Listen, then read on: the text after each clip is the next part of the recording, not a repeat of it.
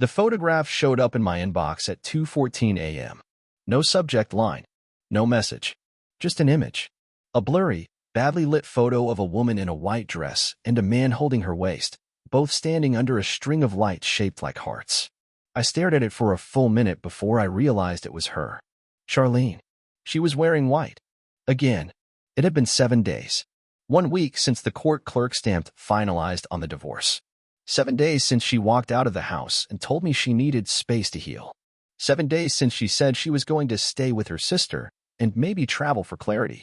Now here she was, in a dress, in a barn, wearing a ring, grinning like she just won the lottery. I didn't even know who sent it. At first, I thought it was a mistake. Wrong email. Spam. But when I zoomed in and saw her hands, those exact chipped nails she'd painted the night before she left me, I knew. It was real. That was my ex-wife in a wedding dress. Again. And the man beside her? I squinted at the screen, trying to bring his face into focus. He was looking away in the photo, but something about him tickled my memory. The height. The build. That weird haircut. Wait. No. No way. I closed the photo. Reopened it. Turned the brightness up. And then I saw it. The tattoo on his wrist. A cracked compass. That's when I dropped my phone. The cracked compass was unmistakable.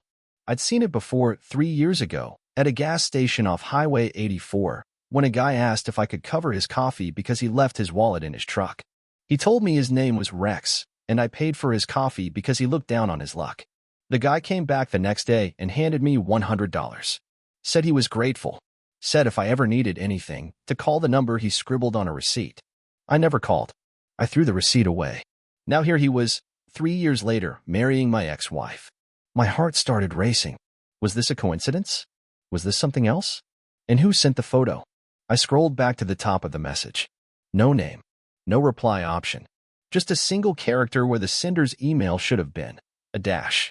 I didn't sleep that night. And the next morning, the real unraveling began. Because the wedding wasn't just a wedding. It was a trap. And I wasn't the only one caught in it. The next morning, I told myself to forget it. Just block the email, delete the photo, move on. But the problem with lies is that they don't sit quietly in the background. They scratch at the corners of your piece like a rat behind drywall. And Charlene? She didn't just lie. She choreographed an entire performance and assumed I'd never see the final act. Around noon, still jittery from zero sleep, I walked to the local post office to check my business mailbox. I usually get landscaping invoices or cheap print coupons, maybe a late client check. But that day, there was a cream envelope with no stamp. Just my name, handwritten in large, swooping cursive. Not my full name, just Howie. Only 2 people ever called me that.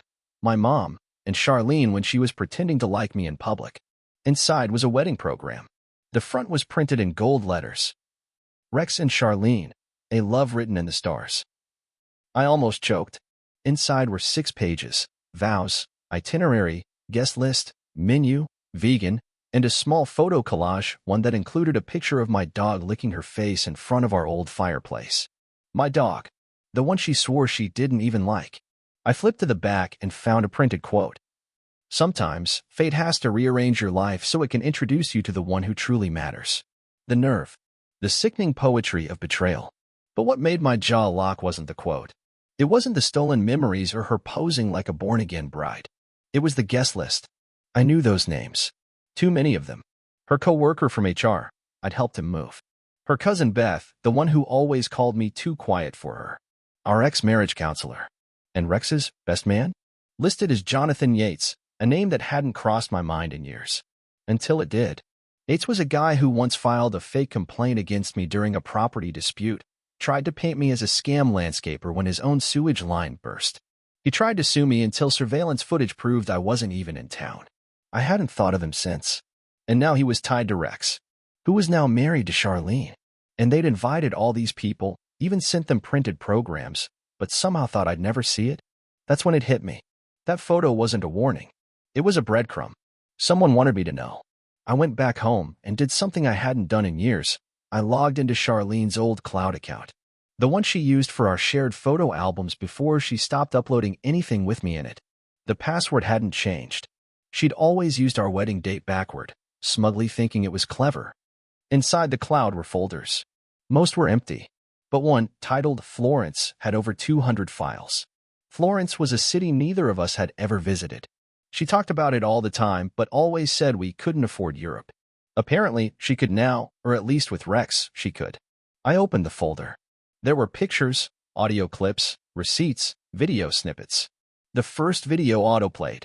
Charlene's voice, soft and breathy, saying, "I can't wait to tell him it's over.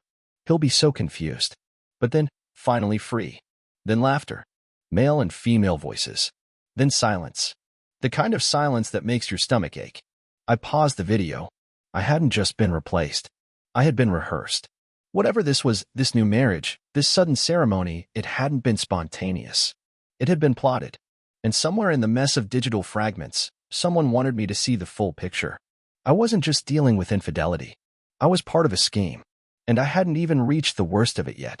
I didn't know what I was really looking for, but I knew how it felt, that instinct that something is off, just out of reach, just below the surface. And now, with this folder titled Florence, filled with cropped selfies, whispered recordings, and timestamped videos clearly made while we were still married, it was no longer a gut feeling, it was proof. Calculated, timed, and dirty proof. Most of the videos were shot indoors. Hotels, it looked like. One was labeled Suite 214, and in it, Charlene was twirling in front of a mirror in a sheer robe I'd never seen before, saying things like, "He has no clue," and "We can do it whenever we want." Then Rex's voice, off camera, said something that stopped me cold. "Let's burn the leash." I didn't know what that meant until later. I minimized the browser and stared at my desk for a long time. Then, for whatever reason, I reached for the old metal ashtray I keep by the window. I don't smoke. Never have. Charlene used to flick her gum into it when she came back from book club. Except book club wasn't a thing anymore. I had checked. Inside, beneath old peppermint wrappers and receipts faded into yellow ghosts, I found one with a hotel logo I recognized from the videos. Belridge Grandin, room service, $174.26. The date? 2 months before our divorce. That same day, she told me she was going to a women's conference. I remember helping her zip her luggage shut while she lied right to my face. And on the receipt, this was the kicker, were initials. For C and R. Thank you for staying with us again. Again. As in multiple visits. As in, not a slip, but a routine. I flipped the receipt over. There was handwriting on the back. Just 2 words. Jonathan knows. Jonathan. The best man from the wedding program. The guy who once tried to sue me years ago. Suddenly, everything narrowed. A woman faking conferences. A man I barely knew marrying her a week after the divorce. A best man tied to a false legal case from my past. A hotel staffer thanking them again. This wasn't just adultery. This was something bigger. And someone, either in their circle or on the edge of it, was breaking ranks. The anonymous email with the wedding photo. The mail program. The receipts no one expected me to keep. I had no idea who was feeding me the trail. But whoever it was, they weren't just dropping hints. They were opening a vault. And if the phrase, "Jonathan knows," meant what I thought it did, then I was about to find out a whole lot more than I bargained for. I spent the next hour Googling Jonathan Yates. Not much. A LinkedIn with no activity. A real estate page for some sketchy flipped properties. A Yelp review from a woman accusing him of fraud. But nothing definitive. Then I searched Jonathan Yates plus Belridge Grandin. One result. A PDF court file. Civil suit. Buried deep. Filed 5 years ago. Plaintiff, Belridge Grandin. Defendant, Jonathan Yates. Reason, property damage, unpaid fees, identity misrepresentation. Identity misrepresentation? I opened the file. And just like that, the face staring back at me wasn't Jonathan's. It was Rex's. I leaned forward. Heart thudding. Rex had used Jonathan's name. Or Jonathan had used Rex's face. Or maybe they were the same man. Either way, my ex-wife had just married someone who'd been sued under 2 names, and someone thought I deserved to know. That night, I stayed up till 3 a.m. making copies of everything. Because if this was a game, I was finally ready to play. But I had no idea what it would cost me to finish. I never thought I'd end up back at that gas station. The same one where I met Rex, or Jonathan, or whoever he was pretending to be that day. 3 years ago, I'd paid for his coffee and some stale pretzels because he looked desperate. And now, it turns out, he married my ex-wife a week after our divorce. I wasn't expecting answers when I parked there again, just some kind of anchor. A place to clear my head and figure out who to call next. A lawyer?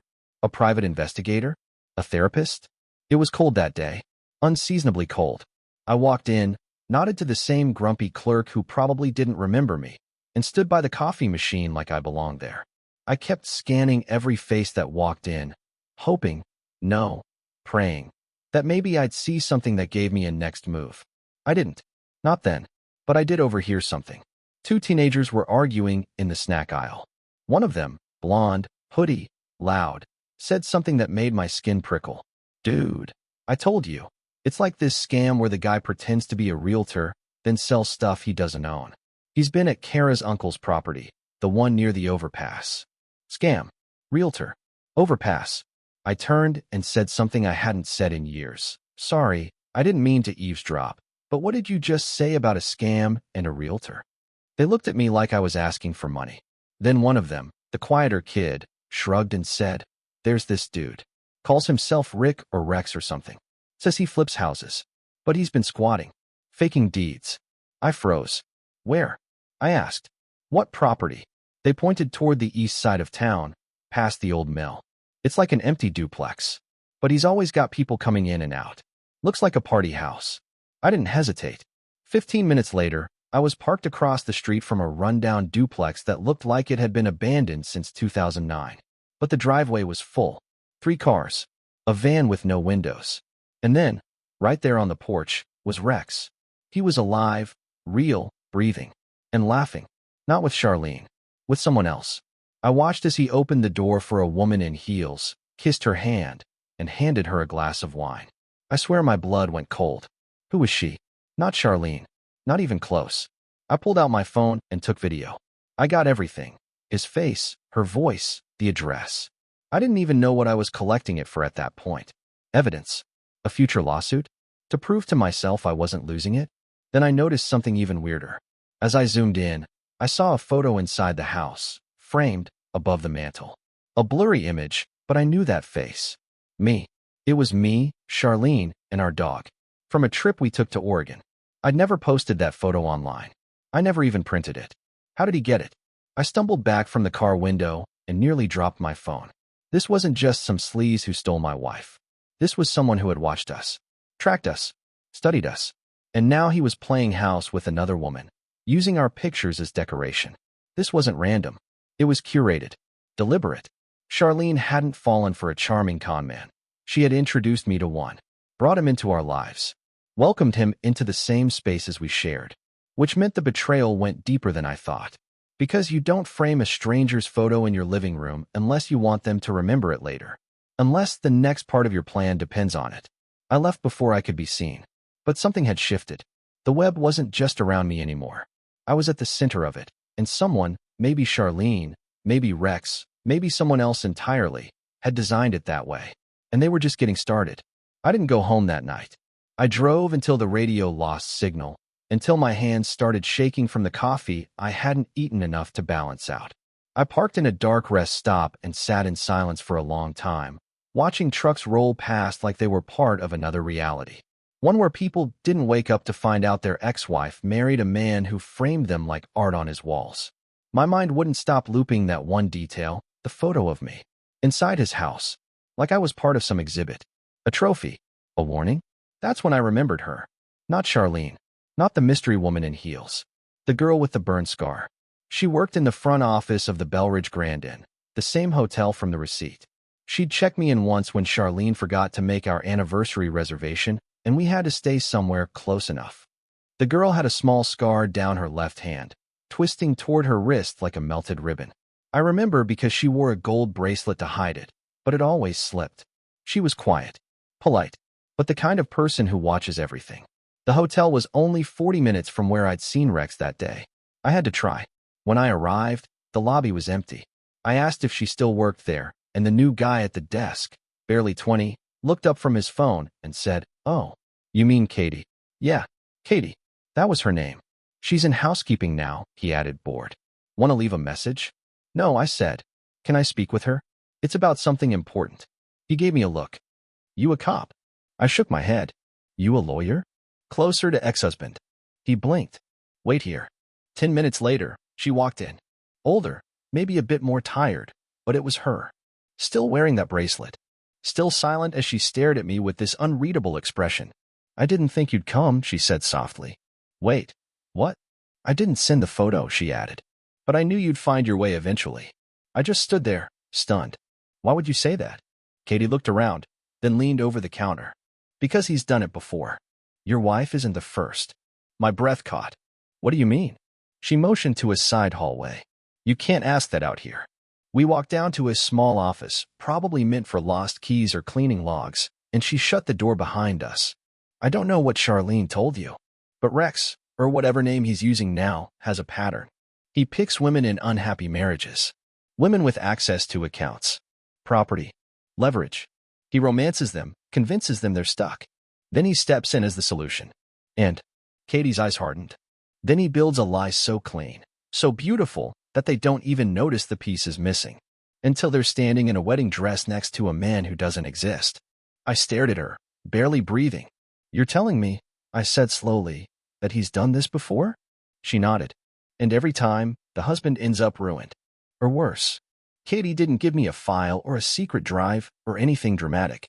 All she gave me was a name, Nadine Cole.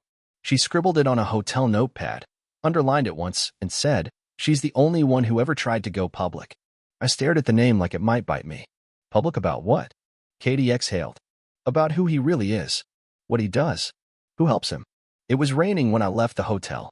Not dramatic thunderstorm rain, just that cold, sideways drizzle that makes everything feel lonelier. I sat in the car, Nadine's name burning in my hand like it carried voltage. I hadn't planned on chasing this. I just wanted answers.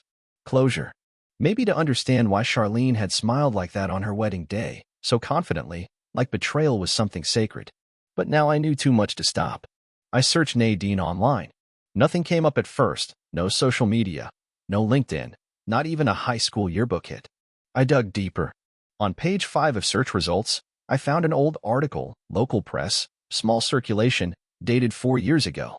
The headline said, "Local woman alleges romance scam led to financial ruin."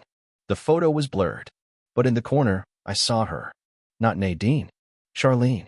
My Charlene.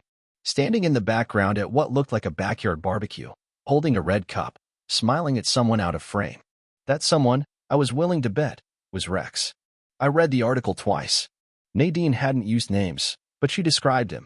Charming, mid-30s, real estate investor, intense eye contact.